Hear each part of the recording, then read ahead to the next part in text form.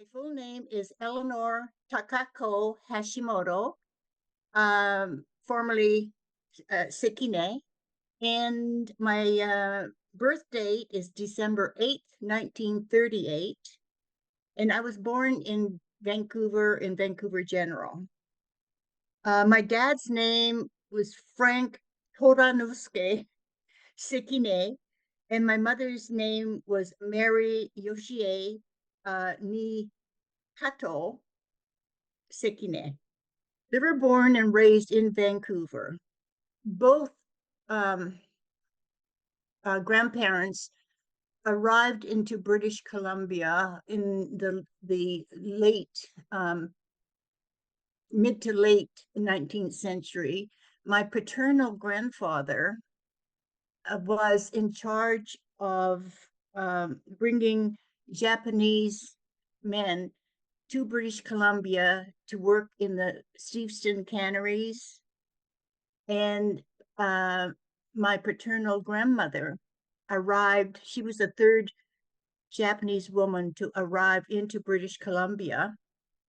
Uh, and so she came at the age of 14 as a nanny to the Japanese consul at the time to look after his two children. And so she was here during the big fire in Vancouver. New Westminster was still the royal city, the capital of BC.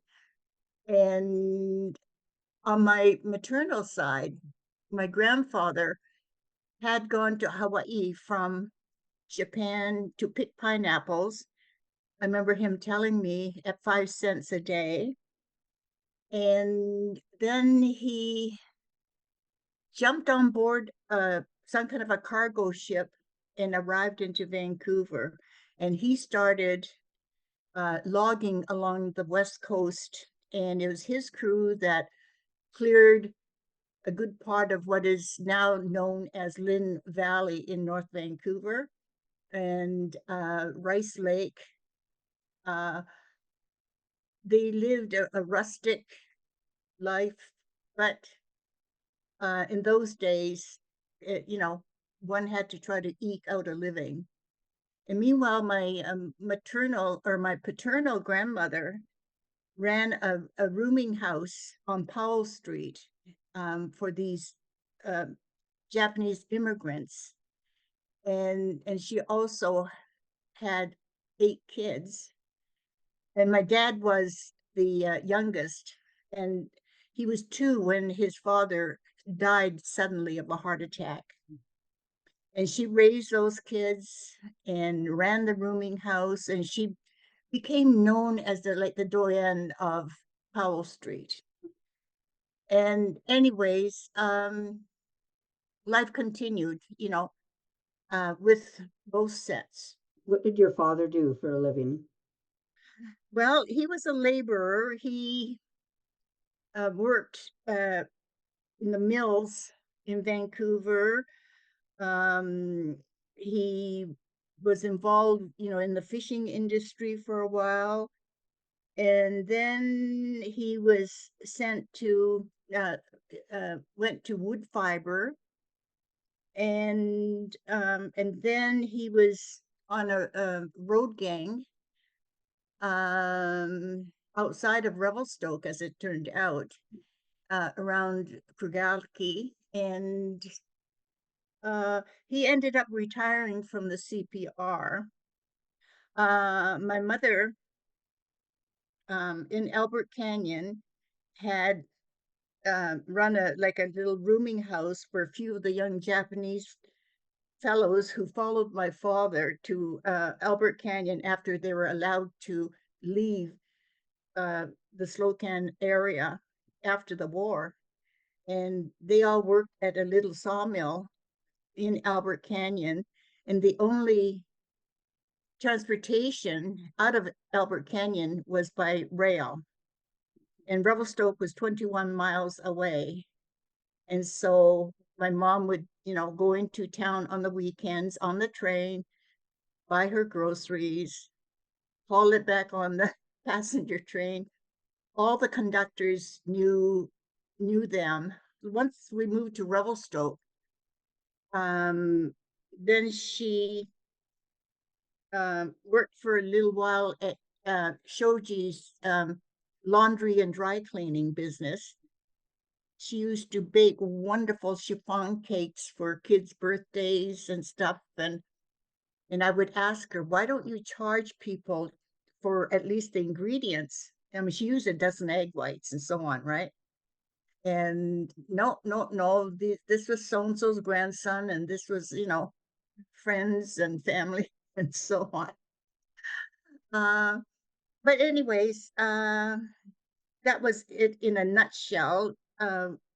We had gone from Vancouver in 42, evacuated to the Slocan Valley to Bay Farm.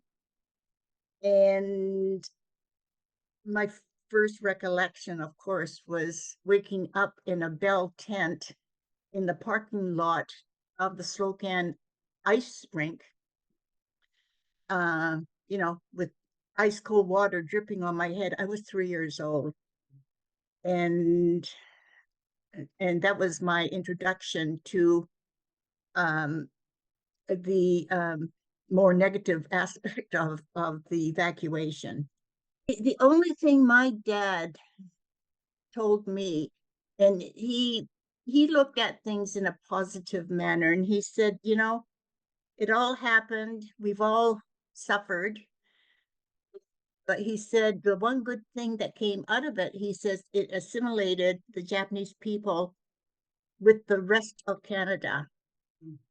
And I thought that was pretty profound, considering, the people were sent back east, they were sent to Alberta, they were sent into the interior of British Columbia. And because, at that time, the Japanese people were clustered around Powell Street and Steveston and so on. So, but other than that, they never spoke of any negative feelings or whatever. I'm sure that they felt the well, no, my mom mentioned one time when they were, placed in the P&E grounds before evacuation, and she would walk along the fence, and people she considered friends would spit at her. And I thought that was really heartbreaking. She was a sensitive person, and but that was life then. And the public, were riled up with, I presume, propaganda speeches from Mackenzie King and so on and so forth. When did your family end up coming to Revelstoke? That was in 1951. I started grade 9, Okay. and I had skipped a couple of grades in my one-room schoolhouse in Albert Canyon. Um, and so they had to move into Revelstoke for me to attend high school. And then, I graduated from high school in 1955. I was 15 when I graduated and started college in Nelson that fall. The following school term, I went to UBC. It was the first year that normal school was put on UBC campus. And at that time, there was such a shortage of teachers that I got a temporary teaching certificate, on the premise that I would go back to summer school within 5 years to complete my degree. And so I started teaching in Revelstoke. At Selkirk School, Mr. Stringer was the principal at the time. That's when I found out that I was very immature, and ever since I was a youngster, I had been coached to becoming a school teacher. at that time, there was just teaching and nursing and secretarial work. I taught for a couple of years.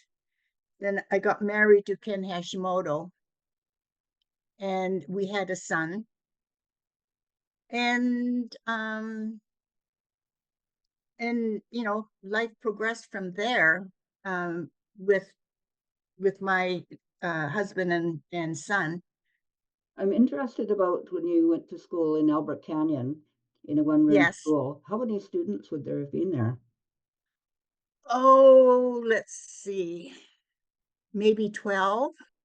I had finished the second half of grade two in New Denver with my maternal grandparents, while my mom and dad, well, when they were allowed to finally leave, um, that was in 47 or 48.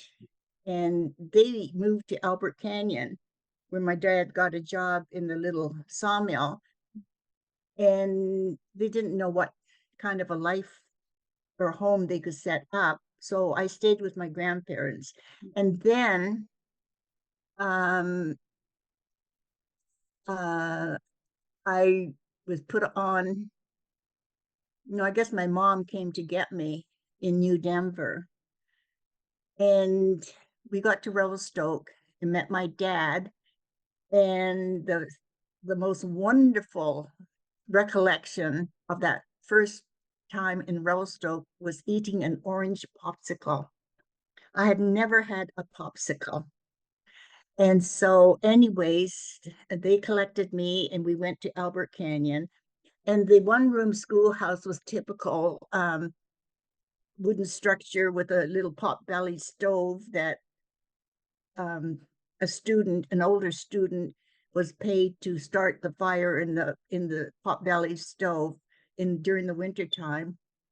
And of course, we had a lot of snow. But anyways, it went from grade one to grade eight, and I was the only one in grade three. So after about a month, the teacher says, no, no, no, she doesn't need grade three and grade four. They put me into grade five.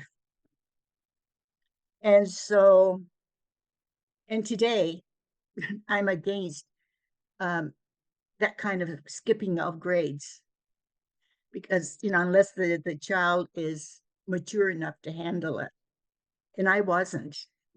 So, but that realization set in a little later. Um, but, we, there were very few kids in Albert Canyon, but the community itself got together for the odd dancing, and led by a piano player, and there was a hot spring in Albert Canyon. I presume it's still there, except it's all been totally redone. And we used to run up the hillside to the hot spring after school in the spring and so on. And and aside from the little tadpoles and icky things, we used to have a good time. It was a simple life, but a good life. I can remember my mom cooking donuts in the middle of July over a wooden coal stove, perspiring like crazy. But all the kids around would be there waiting for Mary's donuts. She was very good cook and baker, and also very generous.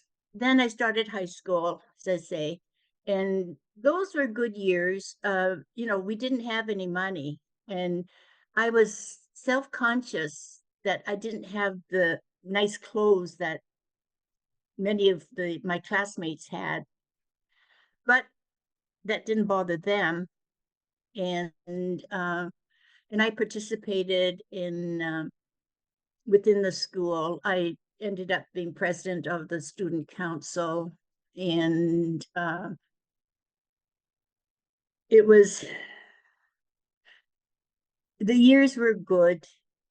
I pretended to play basketball, but I enjoyed badminton.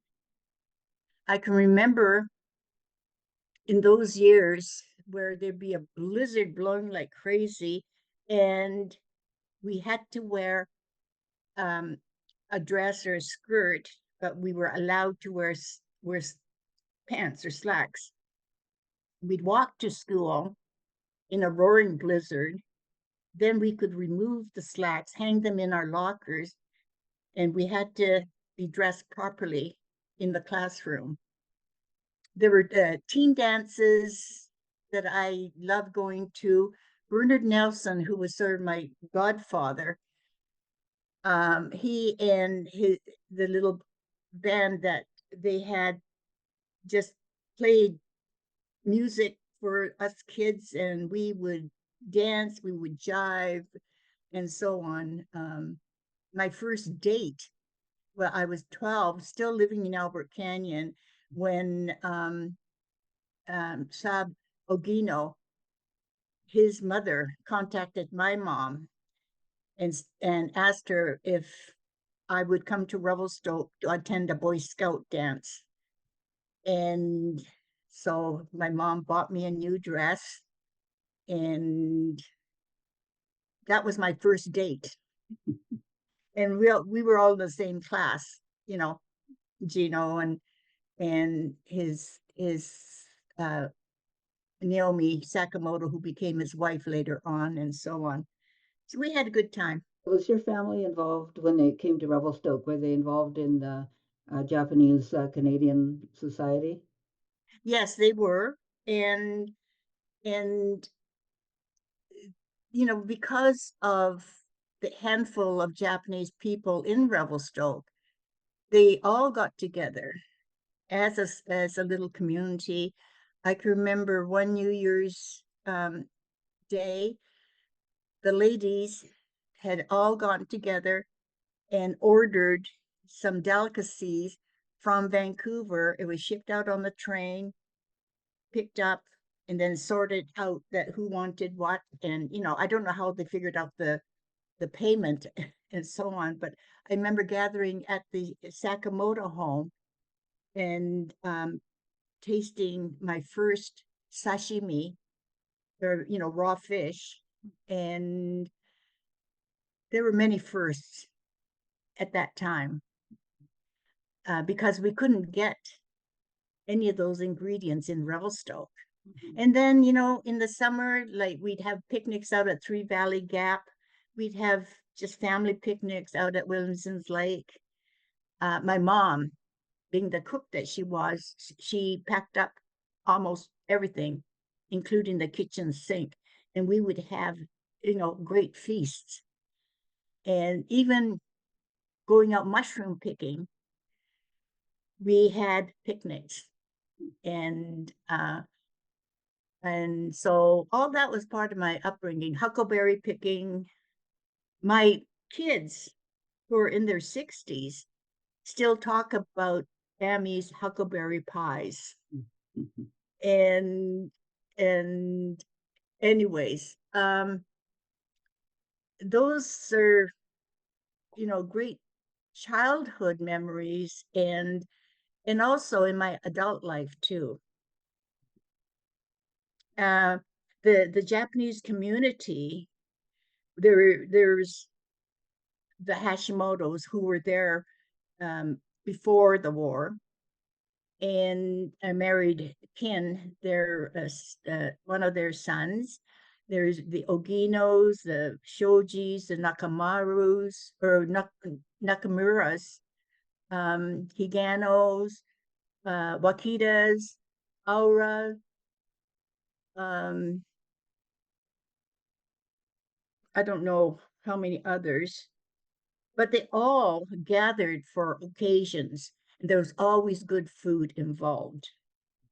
As supplies became more and more abundant, or more readily available to them, thanks to the Wakitas, my husband and I left Revelstoke. In He went back in the fall of '62 to Bellingham to continue with obtaining his teaching certificate.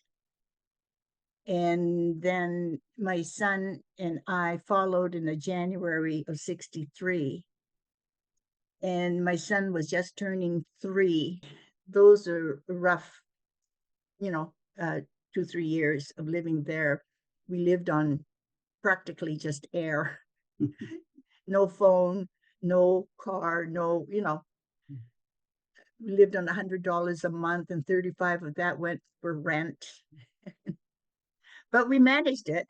And, years later, Papa Hashimoto pulled me aside and he said, it was you that got Ken through college. And of course, Ken was the first of his family to get a, a college degree. So, so Papa Hashimoto was very, very proud of us and what we had accomplished on so little. I encountered my first bit of racism when Ken was going to college, and that was at the Birch Bay golf course, the 19th hole, where every year the owner of the golf course, Mr. Sullivan, hired a married couple from the college to run the bar. And so I was just there as a student's wife as far as my visa went. But I could do, cleaning up of the bathrooms and whatever to give a hand.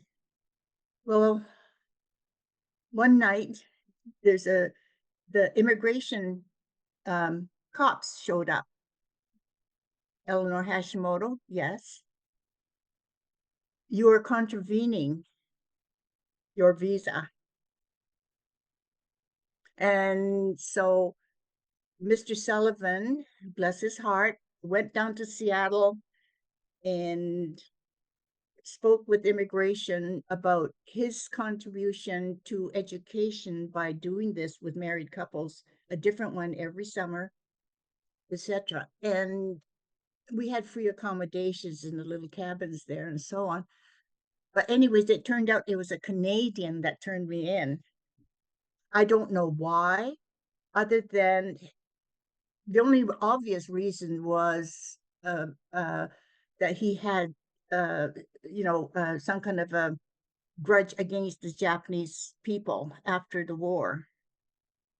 And, but I couldn't believe it that it was a Canadian that turned me in. But uh, neither my parents nor I uh, were ever uh, faced with racism in Revelstoke.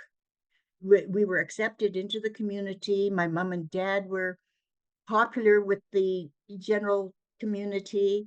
And of course, my mom, being so generous, was welcomed, back into the Anglican Church.